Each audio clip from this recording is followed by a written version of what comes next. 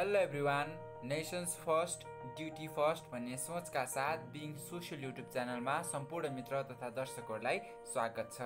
आजको यस भिडियोमा चाहिँ हामीले पहिले अनुसार नै हामीले चाहिँ कक्षा 12 को सामाजिक अध्ययन तथा जीवनोपयोगी शिक्षासँग सम्बन्धित एउटा विषयवस्तु लिएर प्रस्तुत भइसकेका छौँ र आजको यस भिडियोमा चाहिँ हामीले इकाइ 1 सँग सम्बन्धित विषयवस्तुको बारेमा नै छलफल गर्न गइरहेका छौँ र जुन हाम्रो इकाइ 1 थियो सामाजिक अध्ययन तथा जीवनोपयोगी शिक्षाको अवधारणा, यसको यस एकाइमा रहेका दुईवटा पाठहरू थिए, जीवनोपयोगी शिक्षा र सामाजिक अध्ययनको अन्तर्सम्बन्ध, यिनीहरूको उपयोगिता के छ। त्यसैगरी दोस्रो पाठमा चाहिँ हामीले जीवनोपयोगी शिक्षा, जीवनोपयोगी सिप र स्वस्थ जीवनशैलीको अन्तर्सम्बन्ध सँगसँगै पूर्वीय र पश्चिमेली दर्शन परम्पराको बारेमा चाहिँ अध्ययन गरेका थियौँ र त्यही दुईवटा पाठको बारेमा चाहिँ आज चाहिँ मैले एकाइ 1 मा रहेका पाठहरू, जुन दुईवटा पाठहरू थिए, तिनमा रहेका अभ्यासका सम्पूर्ण प्रश्नको समाधान अथवा उत्तर लिएर चाहिँ प्रस्तुत भइसकेको छु र आजको यस भिडियोमा चाहिँ हामीले विशेष गरी क्रियाकलापका प्रश्नहरू के छन् अनि बोध अभ्यासहरू र परियोजना कार्यसँग सम्बन्धित प्रश्नहरूको सम्पूर्ण प्रश्नहरूको उत्तर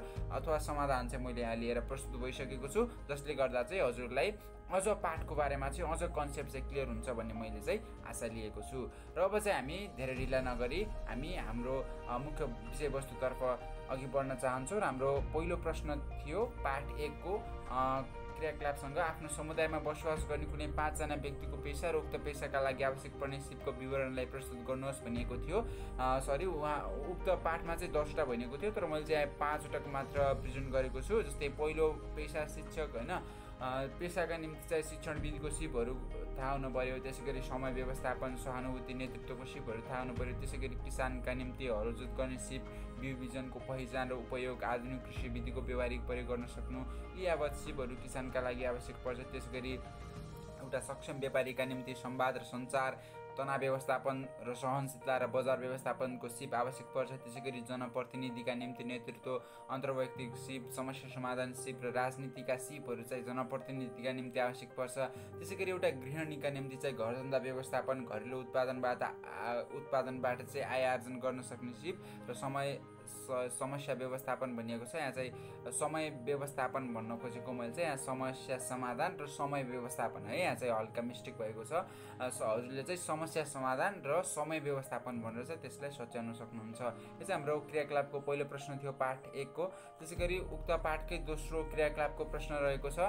त्यहाँ चाहिँ के भनेको थियो भनेपछि आफ्नो टोल समुदायमा रहेको जस्तै घरेलु उत्पादनसँग सम्बन्धित कुनै पनि व्यावसायिक प्रतिष्ठान अथवा सिलाइ कटाइ अथवा कुनै पनि यस्तो घरेलु धन्दासँग, घरेलु उत्पादनसँग सम्बन्धित एउटा संस्थामा गएर चाहिँ त्यहाँ संस्थामा चाहिँ उक्त व्यक्तिले के कस्तो काम गर्नु भइरहेको छ, उहाँ त्यो कार्यक्षेत्रमा किन संलग्न हुनुभयो, अनि अनुभव के कस्तो रहेको छ, उपलब्धि के कस्तो रहेको छ, समस्या के कस्तो रहेको छ र कुन कुन संस्थाबाट के कस्तो सहयोग पाउनु भएको छ भन्ने कुरामा चाहिँ अन्तर्वार्ता लिने र अन्तर्वार्ता लिइसकेपछि उहाँको बारेमा चाहिँ सोही अन्तर्वार्ताका मुख्य पोइन्ट अनुसार चाहिँ उहाँको बारेमा चाहिँ लेख्नुहोस् भनेर एउटा प्रश्न दिएको थियो।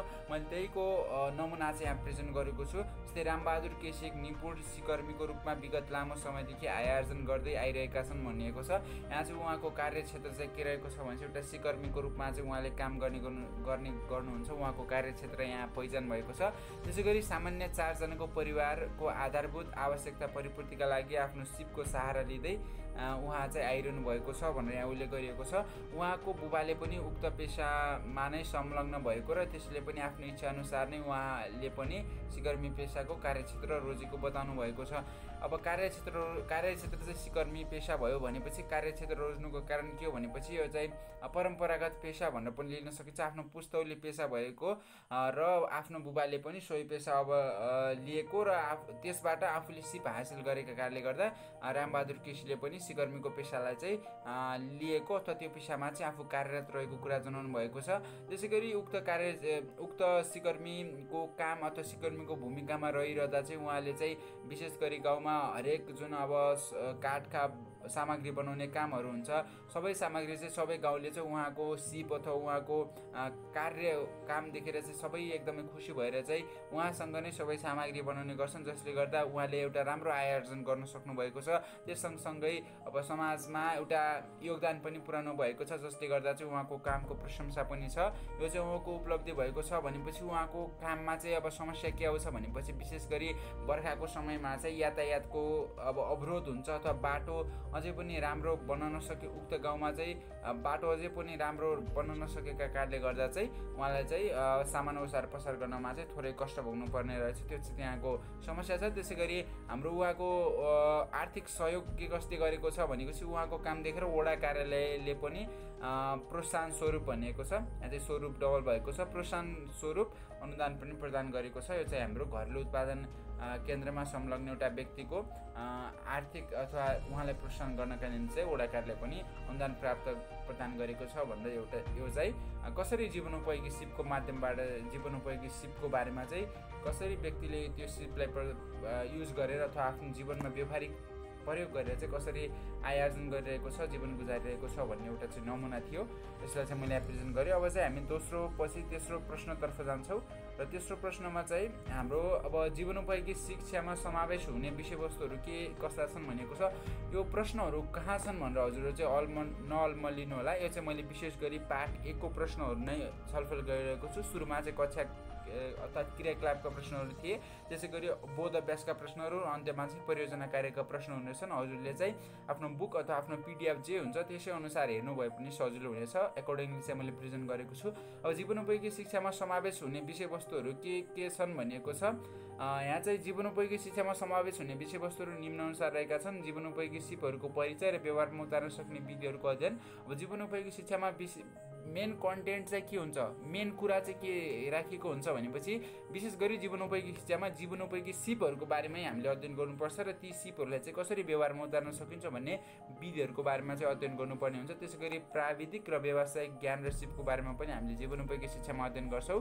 त्यसै गरी ग नम्बरको पोइन्ट रहेको छ सामाजिकरणका सिपहरू, सामाजिकरणका सिपहरूको बारेमा पनि अध्ययन गरिन्छ। त्यसै गरी घ नम्बरमा दर्शन र मर्यादित नैतिक सिपहरूको ज्ञान, यो पनि जीवनोपयोगी शिक्षामा रहेको छ। त्यसै गरी ग नम्बरमा शारीरिक, मानसिक र आध्यात्मिक समुन्नतिका विधिहरू पनि, अर्थात् यो आध्यात्मिक, शारीरिक र मानसिक स्वास्थ्य अथवा समृद्धि चाहिँ कसरी हासिल गर्न सकिन्छ भन्ने विधिहरूको बारेमा पनि हामीले जीवनोपयोगी शिक्षामा चाहिँ समावेश गरेर ती विषयवस्तुहरूको बारेमा चाहिँ अध्ययन गर्छौँ। त्यसै गरी चौथो नम्बरको प्रश्न रहेको छ। चौथो नम्बरको प्रश्नमा जीवनोपयोगी सिप अन्तर्गत पर्ने मुख्य 6वटा क्षेत्रहरू के हुन् भनेको छ। चाहिँ पाठ्यक्रम अर्थात् पाठ्यपुस्तकमा पनि उल्लेखित कुरा हो। विश्व स्वास्थ्य सङ्गठनले निर्धारण गरे अनुसार चाहिँ जीवनोपयोगी सिप अन्तर्गत पर्ने मुख्य 6वटा सिप अथवा 6वटा विषयवस्तुहरू चाहिँ निम्न रहेका छन्। 6वटा क्षेत्र भनेर बुझ्न सक्छौँ।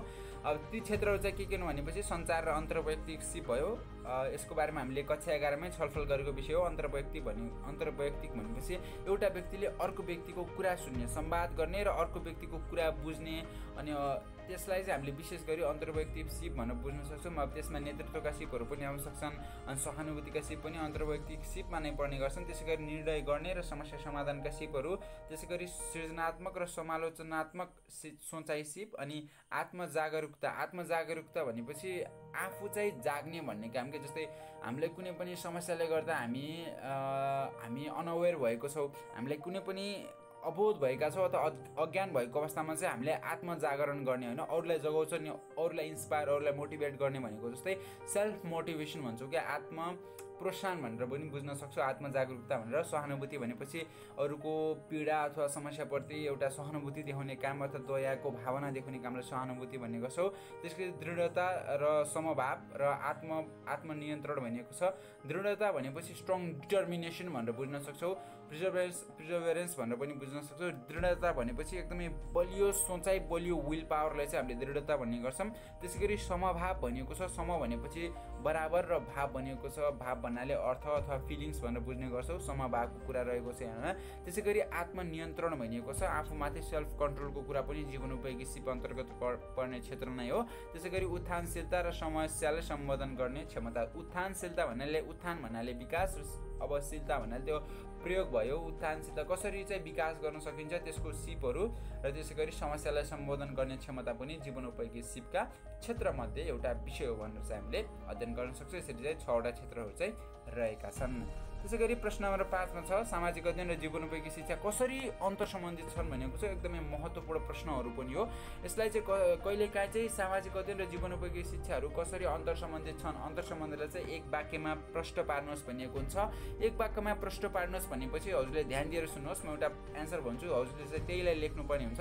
जसरी सामाजिक अध्ययनका परियोजना कार्यहरू गर्दा हामीलाई चाहिँ नेतृत्वको सिप, सहानुभूतिको सिप, सहकार्यका सिप जस्ता जीवनोपयोगी सिपहरू हामीलाई त्यहाँबाट प्राप्त हुने भएकाले यो चाहिँ सरासर जीवनोपयोगी शिक्षासँग सम्बन्धित छ भनेर चाहिँ हामीले बुझ्न सक्छौँ। अर्थात् अर्को वाक्यमा फेरि हामीले जीवनोपयोगी शिक्षाबाट सिकेका हामीलाई सम्पूर्ण सिपहरू विशेष गरी सामाजिक अध्ययनका परियोजना कार्यमा चाहिने अथवा महत्त्वपूर्ण हुने भएकाले चाहिँ सामाजिक अध्ययन र जीवनोपयोगी शिक्षा बीच एउटा अन्तर्सम्बन्ध छ। अर्थात् यो कुरालाई अब हामीले जसरी मैले चाहिँ यसको बारेमा पहिलो भिडियोमा भनेको थिएँ, लेसन 1 को भिडियोमा हाम्रो चाहिँ तीनवटा मेन कुरालाई लिएर तीनवटा विषयवस्तुको आधारमा चाहिँ मैले सामाजिक अध्ययन र जीवनोपयोगी शिक्षाको अन्तर्सम्बन्धको बारेमा प्रश्न पारेको थिएँ।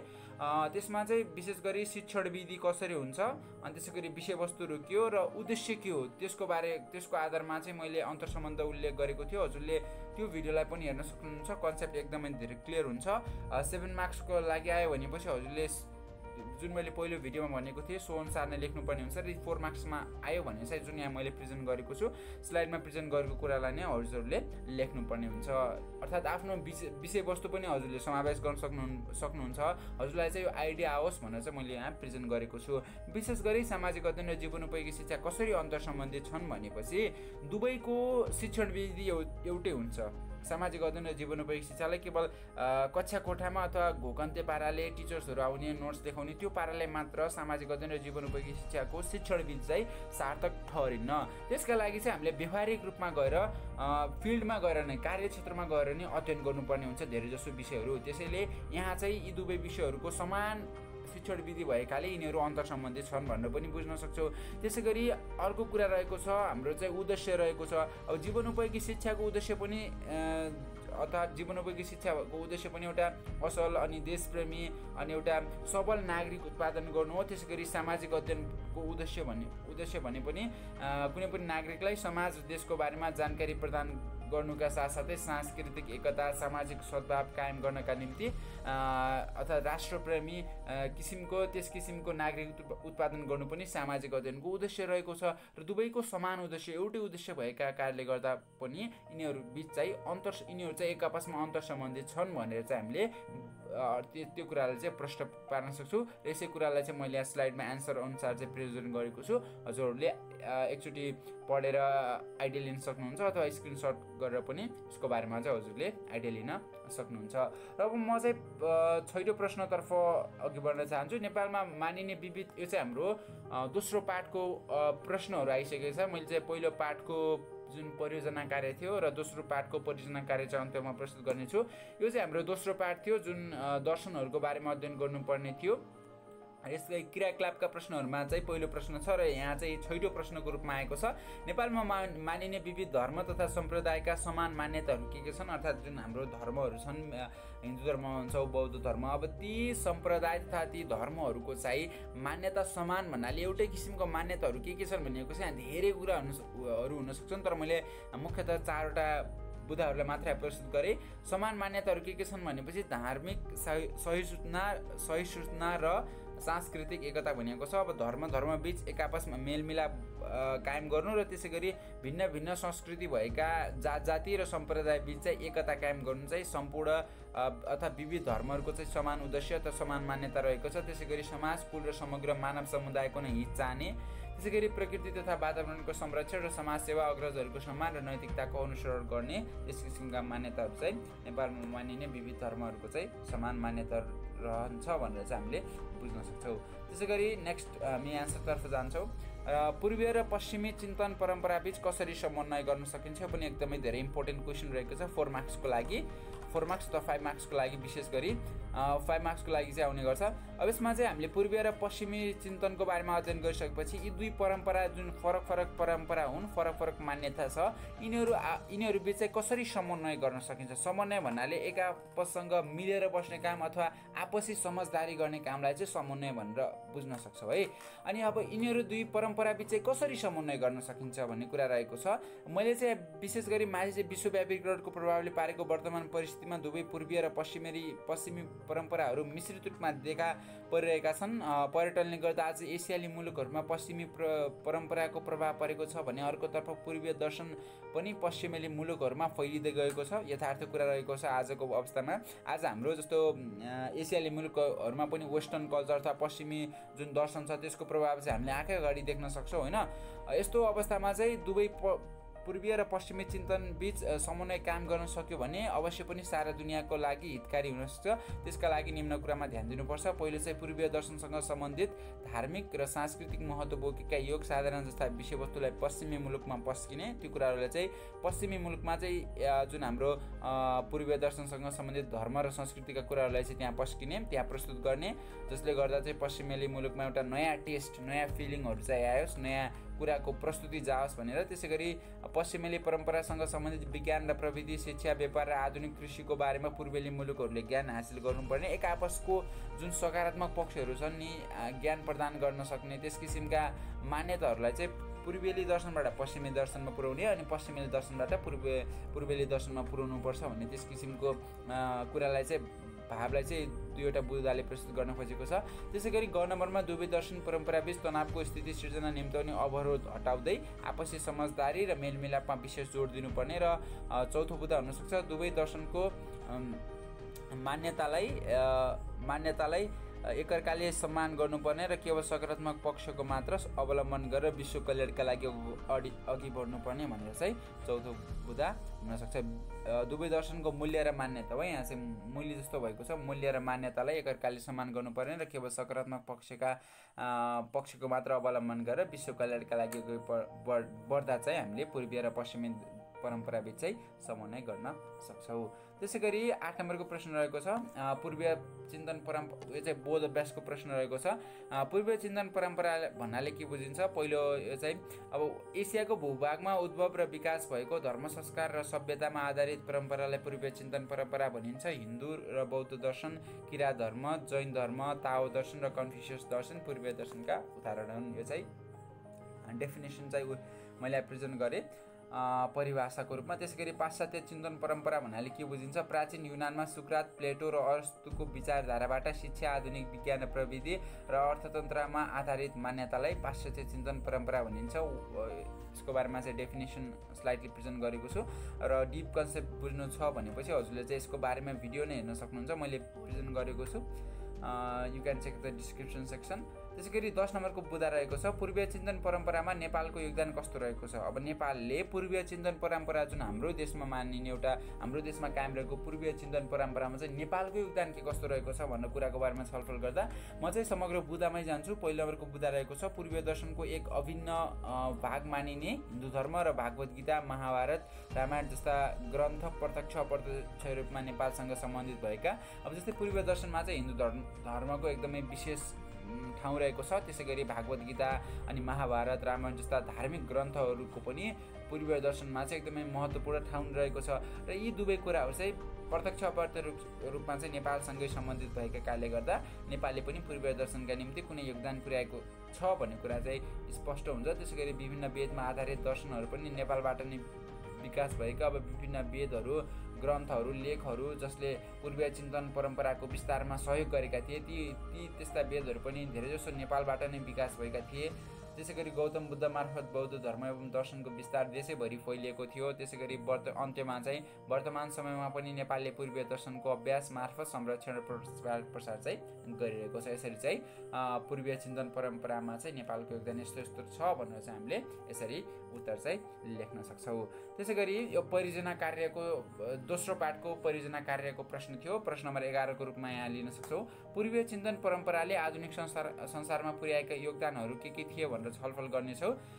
विशेष गरी सामाजिक एकता र धार्मिक सहिष्णुताको बारेमा सिकाएको छ पूर्वीय चिन्तनले चाहिँ एउटा सकारात्मक योगदान पुर्याएको छ। त्यसै गरी समाजसेवा, शान्ति, अहिंसा र धर्म नै जगत कल्याणको माध्यम हुन् भन्ने कुरा बताएको छ। अनि प्रकृतिको पूजा र सम्मान गर्नु आवश्यक छ र पारिस्थितिक प्रणाली अनुसारको जीवनशैली निर्वाह गर्न प्रेरित गरेको छ। आध्यात्मिक तवरले शारीरिक र मानसिक स्वास्थ्य स्वस्थ बनाउन सक्ने योग साधनाका विधिहरूसँग हुबहु गराएको छ। त्यसै गरी स्वावलम्बी बन, परोपकार गर, सबै प्रणाली दया गर र असल आचार विचार राख भन्ने उपदेशको माध्यमबाट सबैमा एकता र भाइचारा कायम गर्न मद्दत गरेको छ। यो चाहिँ हाम्रो पूर्वीय दर्शनले पुर्याएका योगदानहरूको बारेमा चाहिँ हामीले छलफल गरिसक्यो। यो चाहिँ हाम्रो परियोजना दोस्रो पाठको परियोजना कार्य अन्तर्गत पर्ने प्रश्न थियो। एकदमै महत्त्वपूर्ण प्रश्न छ यो पनि। अब चाहिँ हामी परियोजना कार्य पाठ 1 को परियोजना कार्यको तर्फ अघि बढ्छौँ र यसमा चाहिँ के भनेको छ भनेपछि हामीलाई चाहिँ विशेष गरी त्यहाँ चाहिँ लगभग 64 वटा 64 वटा चाहिँ हामीलाई जीवनोपयोगी सिपहरू त्यहाँ प्रस्तुत गरिएको छ र त्यसको बारेमा चाहिँ इन्टरनेट अथवा कुनै पनि शब्दकोश अथवा कुनै पनि माध्यमबाट चाहिँ त्यसको बारेमा खोज अनुसन्धान गरेर चाहिँ त्यसको अर्थ के हो, त्यसको परिभाषा लेख्नुहोस् भनेको छ।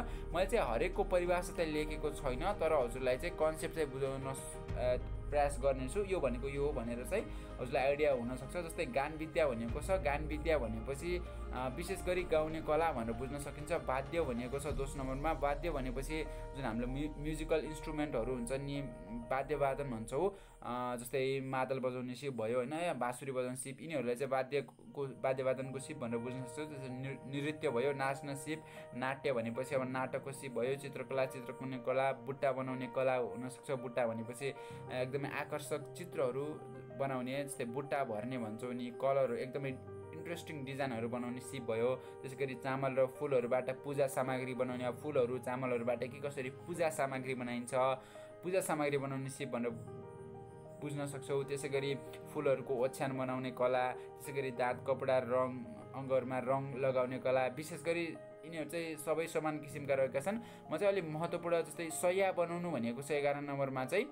हाम्रो सय्या भनेपछि पलङ भनेर बुझ्न सक्छौँ। बिछौना भन्छौँ नि हामीले, जुन तन्ना अथवा बेडसिट भन्छौँ नि, त्यसलाई चाहिँ सय्या भनिएको छ।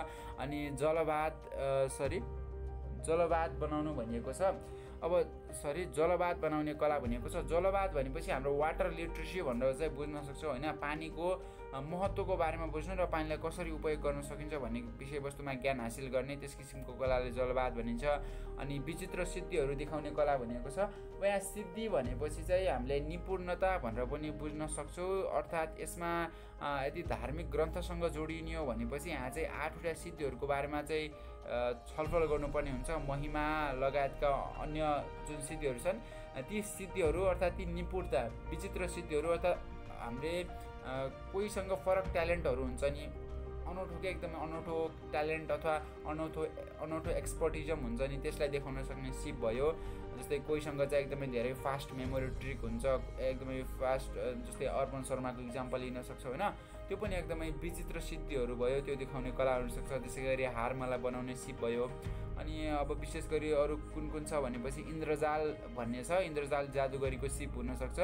अनि त्यसै गरी चाहे जस्तो बेस बनाउनु भनेको छ यहाँ 21 नम्बर, चाहे जस्तो बेस बनाउनु भनेको भेषभूषा भनिएको पहिरन के आफ्नो जुन ठाउँमा बसेको छ त्यही अनुसारको पहिरन बनाउन सक्ने सिप पनि रहेको छ। त्यसै गरी अरू चाहिँ सिलाइको काम भयो, कठपुतली बनाउनु नचाउनु। त्यसै गरी पहेली भनिएको छ। पहेली भनेपछि कुनै पनि एउटा लजिकल क्वेसन दिएको हुन्छ, घुमाइ फिराइ क्वेसन दिएको हुन्छ, अब त्यो क्वेसनलाई चाहिँ कसरी सल्भ गर्ने, त्यस किसिमको सिपलाई चाहिँ पहेली भन्ने गर्छौँ। जस्तै हाम्रो पहेली भन्दा चाहिँ हामीले गाउँखाने कथा हुन्छ नि हो, त्यस्तैलाई चाहिँ पहेली भन्न सक्छौँ। त्यसै गरी कुटनीति भनेको छ। कुटनीति भनेपछि एक किसिमको यो चाहिँ सम्बन्ध स्थापना गर्न सकिने सिप भयो। कुटनीति भनेपछि कुटनैतिक सम्बन्ध अरू देशहरूसँग कसरी, कुटनीतिक भनेपछि एक आपससँग मिलेर बस्न भनेर चाहिँ बुझ्न सक्छौँ। त्यसै गरी समस्या पूर्ति, अनि त्यसपछि नाटक आख्यायिका आदिको रचना भनेको छ। नाटक आख्यायिका भनेपछि विशेष गरी सिलसिला रूपमा मिलेको छोटा कथालाई चाहिँ हामीले नाट्य अथवा आख्यायिका भनेर बुझ्न सक्छौँ। त्यसै गरी अरू चाहिँ यहाँ धेरै अलि अप्ठ्यारो चाहिँ मैले त्यस्तो लागेन। त्यसै गरी म नेक्स्ट स्लाइडतर्फ जान चाहन्छु। यहाँ चाहिँ अब पट्टी, बेत, वाड आदि बनाउन सक्ने सिप भनिएको छ। पट्टी, बेत भन्नाले लौरो अथवा हामीले लहरो लट्ठी भनेर पनि बुझ्न सक्छौँ। त्यसै गरी गलैँचा शतरन्ज भन्नाले कार्पेट बनाउन सक्ने सिप भयो। त्यसै गरी अरू चाहिँ अब यो 37 नम्बरको जोहारीको काम भनेको छ, यो चाहिँ सुन बनाउने भन्नाले जुन हाम्रो ज्वेलरी भन्छौँ नि, जुन गरगहनाको सिपहरू हुन्छ नि त्यो बनाउने सिपलाई जोहारी भनिन्छ। वास्तुकला भनेको अब विभिन्न वस्तुहरूको वास्तुकला भनेपछि जस्तै हाम्रो मन्दिरहरूमा विभिन्न डिजाइन बनाइएको हुन्छ नि, त्यसलाई चाहिँ वास्तुकला भनेर बुझ्न सक्छौँ। त्यसै गरी वनस्पति यो कुरा पनि सजिलै रहेको छ। त्यसै गरी अरू चाहिँ म हेर्छु झारफुकको विधि रहेको छ, झारफुकको विधि हाम्रो जुन धामी झाँक्री भन्छौँ। त्यसै गरी अरू कुरा चाहिँ 47 नम्बरमा चाहिँ म्लेच्छ काव्यहरू बुझ्नु भनेको छ। म्लेच्छ काव्य भनेको संस्कृत भाषामा नबोल्ने अर्थात् आर्य धर्म नलेखिएका काव्यहरू बुझ्ने त्यस किसिमको सिपहरूलाई पनि म्लेच्छ काव्यहरू भनिएको छ। अनि सगुन अपसगुन थाहा पाउनु अथवा सगुन शुभ कुरा के हो र अशुभ कुरा के हो त्यसको बारेमा ज्ञान हासिल गर्नु। त्यसै गरी अरू कुरा चाहिँ के रहेको छ भनेपछि अरू कुरा सट्ट हेर्दा चाहिँ हाम्रो 50 नम्बरमा चाहिँ विभिन्न मातृकान्त्र बनाउने कला भनेको छ।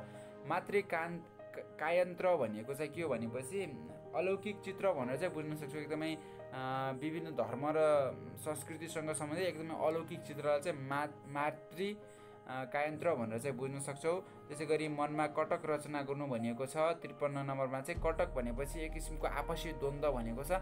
आफैसँग फाइट गर्नको निम्ति चाहिँ त्यस किसिमको सिचुएसन क्रिएट गर्ने र त्यो प्रब्लमसँग आफ्नै मनभित्र समस्या समाधान गर्नुलाई मनमा कटक रचना गर्नु भनिएको छ। साङ्गीतिक भाषा बोल्नु, त्यसपछि समस्त कोषको ज्ञान हुनु, त्यसै गरी छन्दहरूको ज्ञान हुनु। त्यसै गरी यो जुवा भनेको छ। त्यसै गरी टाढा वस्तुको मानिसलाई आकर्षण गर्ने कला भयो। अनि मन्त्र विद्या भनेको छ, विभिन्न मन्त्रहरूको बारेमा ज्ञान हासिल गर्नु। अनि बाल क्रीडा भनेको छ। बाल क्रीडा भनेपछि चाहिँ बालबालिकाहरूको चाहिँ मन बलाउन सक्ने सिप क्या, तिनीहरूसँग टाइम स्पेन्ड गर्न सक्ने सिपलाई बाल क्रीडा भनिएको छ। त्यसै गरी बेताल आदिलाई बसमा राख्ने सिप विद्या भनेको छ। बेताल भनेपछि जसको होस छैन त्यसलाई चाहिँ कसरी बसमा राख्न सकिन्छ भन्ने त्यो सिपलाई पनि बेताल आदिका सिपहरू भनेर यसरी चाहिँ विशेष गरी 60वटा है 64वटा जीवनोपयोगी सिपहरू चाहिँ यहाँ उल्लेख गरेको छ। अब यसमा चाहिँ हजुरलाई कुनै डाउट छ भने चाहिँ कमेन्ट सेक्सनमा सोध्न सक्नुहुन्छ, मैले चाहिँ त्यहाँ रिप्लाई दिनेछु। र धेरै कुरा थिए, मैले चाहिँ इम्पोर्टेन्ट कुराहरू के थिए त्यसको बारेमा मात्रै थोरै छलफल गरेँ। र यसरी चाहिँ हामीले एकाइ एकमा रहेका सम्पूर्ण अभ्यासका प्रश्नहरूको बारेमा चाहिँ मैले उत्तर पनि प्रदान गरेँ र त्यसको बारेमा थोरै छलफल पनि गरेँ। र यसरी चाहिँ हामी भिडियोको अन्त्यसम्म आइसकेका छौँ। र अन्त्यमा thank you everyone for watching this video.